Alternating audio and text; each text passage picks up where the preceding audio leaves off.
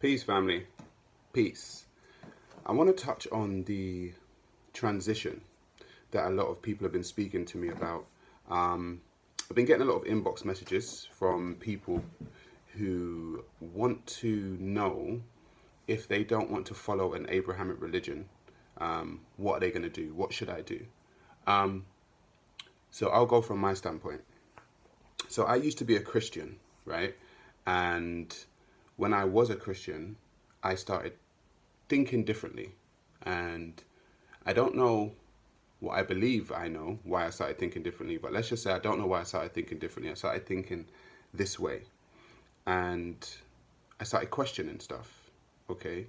Now, what I found is that the questioning is uncomfortable for yourself, personally, sorry, first. And when you start questioning yourself about what you believe, it's uncomfortable.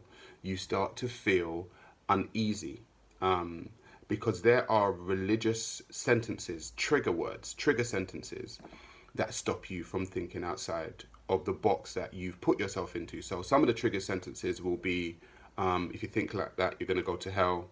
Do you think you're more powerful than God? Who are you to question God?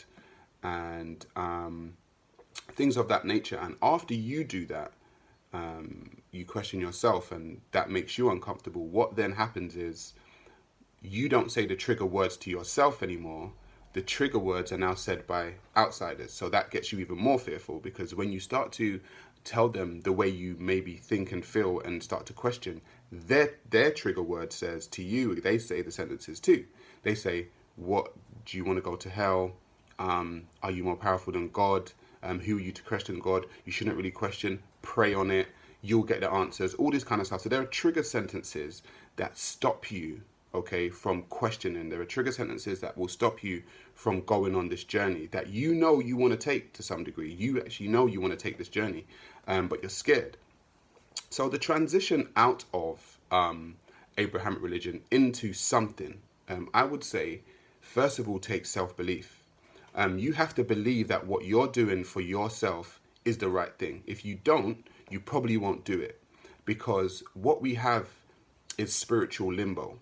It's what you're going to get into. You're going to get into the limbo stage of your journey, and that stage is probably the scariest stage, right? That you'll be in. It's the scariest part of the journey, because it's the stage where you don't know. Like, you know that you don't want to be there, but you don't know where to go. You don't know where your soul's going, where your spirit's going, that kind of stuff. So I did it myself. So when I got out of Christianity, I knew I just didn't want to be there. I knew I didn't want the Abrahamic religions, but I didn't know. I was in limbo. I was in the dark, basically. And a lot of people are there. I say that is a place that makes you strong. A lot of the time, we think that adversity makes us weak, and it does to some people. But for me, it made me strong, because it made me so mentally prepared to go on this journey. Because I was like, I don't know, but I need to find out. And I say to people, if you're coming out of an Abrahamic spiritual system and you're in that limbo, okay, you're in that limbo stage where you're just like, I don't know, I don't really know what's going on, ride it. Please ride that wave, because you don't know where it's going to go.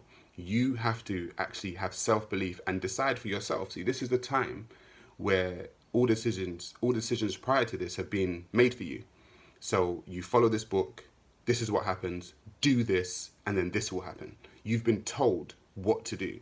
This time, when you come out of that, you have to tell yourself what to do. And it's a scary thing, being now the manifester of your own destiny. Okay, that is a very scary thing for a lot of people, to actually be confident enough and have the self-belief within themselves to say, you know what, I'm going to go on this journey, and I don't know where it's going to end up, but I'm going to go on it. And so, yeah, that spiritual limbo stage is where a lot of people are in. I'm no longer there. Personally, I have my system and it works for me. But what I'm saying to people is, go on that journey, because you never know where it's going to take you.